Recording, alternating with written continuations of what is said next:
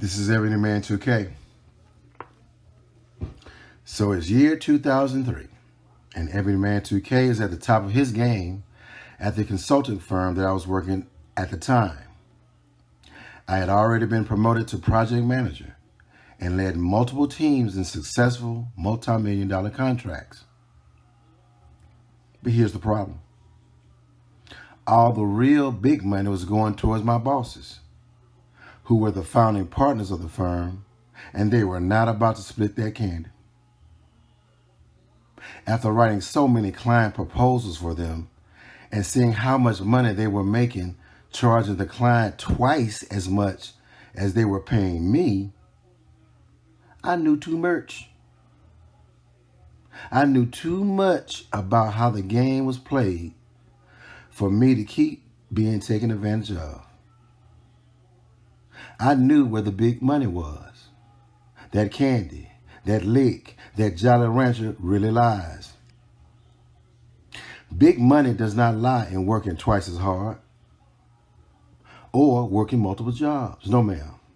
No, sir. No, ma'am. No, sir. In this capitalistic society that we call America, the lick is making money off of others. I repeat. In this capitalistic society that we call America, the lick is making money off of others. It's the American way. It is the premise of how this country was created.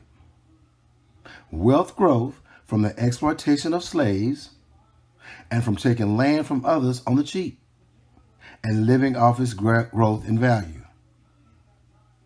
So it is at this point in my career in 2003 that I had just started this knowledge and swag that I have today by peeping out what this game called life was really about. Now, at the same time, I had two of my close friends who were at the same place that I was in their careers. One of my friends was a slick-talking attorney. The other was an executive IT professional. The attorney that we would call Alan and I were closer, and we had working capital to start our own company. My other friend that we would call Dan was a mid-level manager at Microsoft Corporate, and he was my connect to get small project management jobs to get me started on generating income. We also worked on collaborative efforts to obtain government contracts. Well, in the summer of 2004, we decided to pursue big-time government contracts. I had the project management experience. My partner had the gift of gab, and Dan, with his Microsoft backing, gave us credibility. We co-bid with a major primary contractor that we would call BCB for now, for multi-million-dollar IT projects. Now, this particular project was a government project that required a 50-50 split between the primary contractor and a minority-owned company who met the qualifications and standards. Since we met those standards in background experience and in insurance and working in capital, we wanted to form a long-term partnership with BCB to go after this project and projects later on. So we talked with the major contractor on the phone in multiple conference calls for weeks, just to get to know each other. But after these weeks of talking on the phone, it was time to meet in person. So BCB invited us to visit them for a face-to-face meeting and introduction. Oh, we were excited because we had made rounds in the conference call. So the follow-up face-to-face was just going to be easy like Sunday morning, because all three of us had mad game in three different ways. So we couldn't lose, yo. We couldn't lose. We were ready to play the game, y'all. Yes, we were ready to play. Well, you won't believe what happened next. Nope. Now go and get your popcorn. So we touched down by flight to go meet with company BCB in hopes of officially teaming up to pursue government contracts. We took a cab to our hotel that was next to their building first to freshen up, and then we walked next door to BCB headquarters for our meeting. We make it there on time, but noticed that BCB's team was kind of scrambling to get prepared. And later they informed us that they were waiting for the VP of operations to get in from a client visit, but his flight had been delayed and our meeting was pushed back 2 hours. Of course, we were disappointed, but we decided to walk back to our hotel and just chill in the hotel lobby and wait for the call to come back to the meeting when the VP arrives. In the lobby was a small bar with an attractive female bartender. All 3 of us are big-time flirts, so we made it over to the bar with competition on our mind to see who can pull the bartender first. Well, this bartender had bad game too. She was telling us about all these sex stories on how she swings and how she goes to private Voyager clubs where people watch her and her boyfriend have sex. Man, she had all of us on hard and throwing back Hennessy like it was water. She had us intrigued, yo. About an hour went by and my phone rang. It was BCB, and they said the VP was now in and they were ready to meet. I said, cool. I got up to close out the bill and to head back over to their office. So I stood up, y'all. I stood up and I almost fell down. I was like, oh my God. I done sat up here listening to this girl run her mouth and I got lit off of some Hennessy, yo. I done got lit off some Hennessy. My boys got up and they noticed the same thing about themselves. Here we are, about to go into a meeting with a potential prime contractor as a partner, and we all tipsy off of Hennessy, y'all. Y'all, this was some sad nigga shit right here. How was I going to explain to my family how I lost out on a multi-million-dollar opportunity because I accidentally got drunk listening to a bartender tell us about sex stories? Man, you got to be more careful. You got to be more careful. Anyway, man, we took a deep breath, said a small prayer, and we headed over to BC's office to get it on. So now we're in the elevator, headed up to the office to have the meeting. We all looking at each other disappointed. My boy Alan, the attorney with the Get the Gab, says, look, man, at this point we drunk, but we ain't got nothing to lose. Just let me handle it. I got y'all. Just follow my lead. Ding, ding, ding. The elevator stops at the company's floor, and we walk out the elevator into the office. The receptionist leads us to the conference room. My boy Alan, the attorney, is walking like George Jefferson, all fast with his arms swinging back and forth like he running this shit. When we get in the conference room, Alan sits at the head of the table, yo. The head of the table. That nigga sat at the head of the table as a visitor like he ain't give a fuck. Do y'all remember the VP of Ops that flew in late? When he came in, he had to sit at the side of the table next to Alan because Alan didn't get up from the head. I'm like, oh my God, is that what we doing today? Well, this meeting began and we made introductions and we gave an overview of our background and qualifications. After general introduction, the client wanted to get to the nitty-gritty and asked us why should they partner with us as their minority sub. Now, this is where Alan took over. He leaned back in his chair with a Cheshire cat grin and started playing politics. Now, even though we had an inside connect, we couldn't say we had an inside connect. We couldn't give no first name, no last name, no department, no nothing. So Alan had to talk in code. He leaned back and said, now listen, there is a reason why we're here today, okay? There is a reason why we're here. Wink, wink. Ellen kept talking in code for about 35 minutes, y'all. And remember, he was lit off of Hennessy too. But to be honest, he did a good job despite being drunk and messing up on cliches. For instance, he said, look, if this partnership doesn't work out, we would just have to accept the fact that sometimes in life, that's how the cookie bounce. No, Alan. No, Alan. That's how the ball bounce and the cookie crumbles. Two different cliches, bruh. But we know what you meant. And you did well. Now let's take a quick break and we will come back to the funniest part of this story time. Ladies and gentlemen, I need for you to put your screen on full view. Please put your screen on full view. This is Ebony Man 2K, a.k.a. That Jolly Rancher, a.k.a.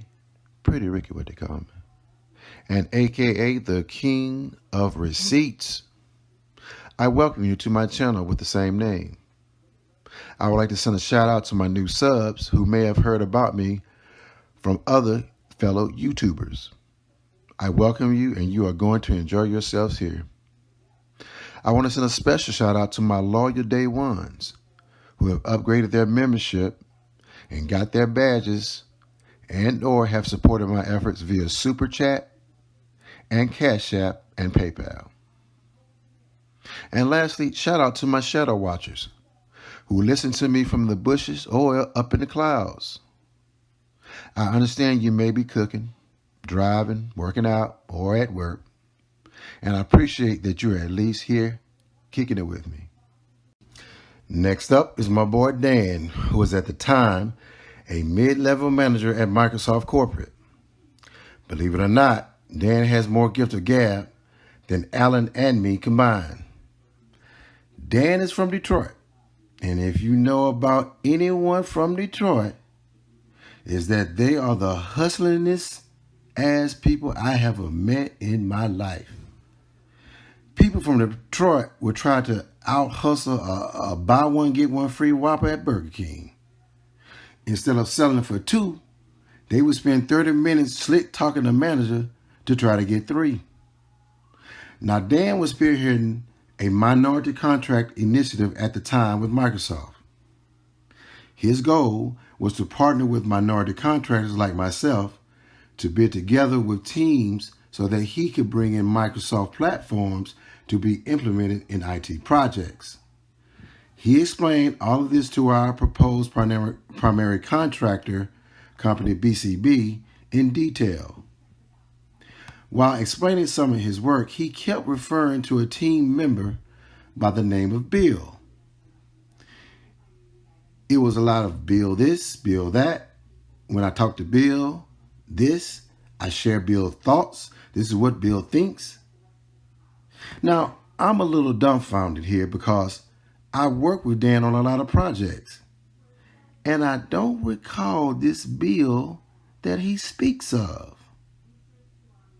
I do not know why he continues to talk about this mystery Bill. Now, this is where the Ebb in my mind starts talking to the 2K in my mind.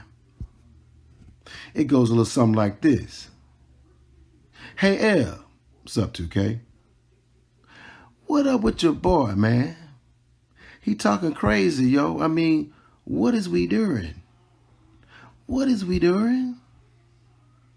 Who is this Bill, yo? Ebb, man, I don't know. Like I said, man, I worked on all kind of projects with him, and I don't remember no Bill. 2K, man, y'all done got drunk way too much off that Hennessy, man. Your boy Allen over there messing up cliches. Your boy Dan making up fake employees. And nigga, you got slog coming out your mouth right now. Wipe your mouth, nigga. This is a shit show, man, and a hot mess. What you got to say about this, Eb? Eb, man, you right. I can't say nothing. And this Miss Dan talking about right now about a make-believe bill is throwing me for a loop. Hell, the only bill I know at Microsoft is a... Oh, my God. What the fuck? What the... Wait. I know this nigga ain't up here trying to play like he the right-hand man to Bill Gates, is he? I know he ain't talking about Bill Gates. Holy shit. Holy shit. This nigga, that's what this nigga doing, yo. He trying to act like he the right-hand man and that him and Bill Gates are boys. Oh my God, man. Oh my God, man. This is a clown show, yo. Make it stop, somebody. Please make it stop. I can't take no more fuckery today. How much fuckery can a man take, y'all? How much? How much? Finally, after a couple more slick references to Bill Gates, my boy Dan finally ended this tomfoolery. Well, this meeting had reached a Barnum and Bailey circus level, y'all. And guess who was up for the closing? That's right. That's right. Ebony Man 2K. Now, the primary contractor was presenting to us now. And as I noted before, the project that we were co-bidding for required a 50-50 split between the primary contractor and the subcontractor. So now they were going to show us how this 50-50 split was going to play out. Now, put your screen on full view, please. I need for you to put your screen on full view. Now, this is a listing of personnel that would staff the operations. As noted, they are listed by pay rate, with the lower rated jobs at the top and the higher rated jobs at the bottom. So, you know, I'm ready for the ass now, y'all. I already got my calculator, my pen, and notepad ready for the fuckery that was about to come. Because remember, Ebony Man 2K is the king of receipts. So as you can see on screen, here's the listing of the IT jobs on the project, right? The manager of BCB goes to explain how they're going to split this thing up 50-50, where we get the jobs on the top of the list and they get the jobs on the bottom of the list. Y'all, now let me share something personal with y'all. I can take a lot of things from people. There are a lot of times where I just let people do and say things to me where I just let it slide. I let people live in a lot of cases. But the one thing that sets me off and is my biggest pet peeve is someone trying to play me for a motherfucking fool, yo. Do you hear me? Do you hear me? I can't stand someone trying to play me like I'm Boo Boo the Fool. If you're going to try to play Ebony Man 2K for a fool, you going to catch it, bro. Yeah, you going to catch it. You going to catch it from me. Now, if you look at this list, all the low-wage jobs are at the top. And all the high-wage jobs are at the bottom. Now, I have over a decade of understanding pay rates and the profit margins they bring when you assign them to a client. Low-wage jobs yields low profit margins. High-wage jobs yield high profit margins. Yes, the count of jobs that he was portraying is 50-50, but the way he proposed to break them out would yield a profit breakout of about 70% to 30%, with 70% of the profit going to them. I pointed out this obvious finding to them in my classic sarcastic tone. but they understood my point. I also expressed that me and my boys were not some run-of-the-mill niggas to be taken advantage of, but that we were smart individuals despite our drunken state. Especially Ebony Man 2K. Because at the end of the day, Ebony Man 2K is smarter than the average bear.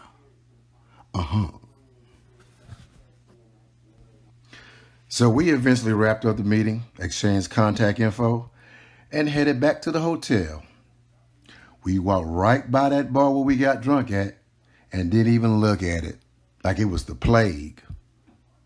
I got to my room, flopped on the bed, and looked up to the ceiling and started thinking about what had just transpired and how this would ultimately affect my livelihood and career.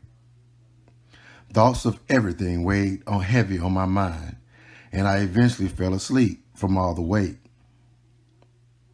Brrring, brrring, brrring. My cell phone rang. It was the prime contractor, BCB. One of the account managers was calling us to inform that their attorney was going to call us soon to get our personal info for a background check to approve our partnership. We did it, y'all. We were official. We were going to be a team. About a month later, we co-bid for the project, and guess what? We won it. Our subcontractor portion of the project was estimated $1.4 million a year for 5 years, yo. We did it. We actually hit that lick after hitting that Hennessy. Can you believe that, y'all? We hit that lick after hitting that Hennessy. Don't that beat all? Well, that's my story time in year 2003. What a time to be alive. What a time to be alive. This is your boy, Ebony Man 2K. Peace, and I'm out. This is Ebony Man 2K. I'm going to need for you to put your screen on full view. Please put your screen on full view. You know, sometimes when I'm out and about walking these YouTube streets, I have people come up to me with crazy ass questions. You know, like some people ask, hey, Ebony Man. Hey, Ebony Man. Man, how you be looking so good, man? Well, first, as you can see on the screen, I get it from my mama. Fortunately for me, I have been blessed with good genes. So I start off every day with a cheat code to good looks. But more importantly, I go through a consistent process of male grooming that I would like to share with you today, simply for shits and giggles. If you look at the screen now, you will see a setup of products that I use for male grooming. I would start with my nose clippers on the top right and continue clockwise until we make it back up to the top. And I would then close in the center. At the top right is my new nose hair clippers. It is important to me to keep my nose clean to clear my sinuses. And more importantly, I don't want to get caught out here bad with a little man playing the drums in my nose. That is not a good look. Next, we have a little face and body scrub by St. Ives. The scrub includes sea salt and kelp to gently buff my skin so I can stay beautiful like diamonds in the sky. Stay bright like a diamond. Stay bright like a diamond. Next, it's just a little band deodorant. I want you to feel the funk that I got to give, not smell it. Next, I always keep some hand sanitizer on deck. I don't want to be out here catching the cooties in this COVID-19 environment. Now next is my clippers, comb, brush, etc. It is important that I keep myself so fresh and so clean, professionally and sexually. I use my clippers to make sure my face stay fresh. My face stays smooth and clean, and my private parts stay presentable, if you know what I mean. Next is my Palmer's coconut oil that I put on my body, especially on my private parts. The way I see it, hell, if I look like a snack, I might as well smell like one too. And lastly, I keep my toenails clipped between scheduled pedicures. I top my grooming process off with all versions of my favorite colognes because oils match my body chemistry. And then I throw in a Jolly Rancher in my mouth for that sugar rush and to keep my tongue kissable. Yeah, that part. This is one of the reasons they call me Ebony Man 2K, that Jolly Rancher. This is Ebony Man 2K signing off, asking you to trust the grooming process. And stay thirsty, my friends. Now, let's get it.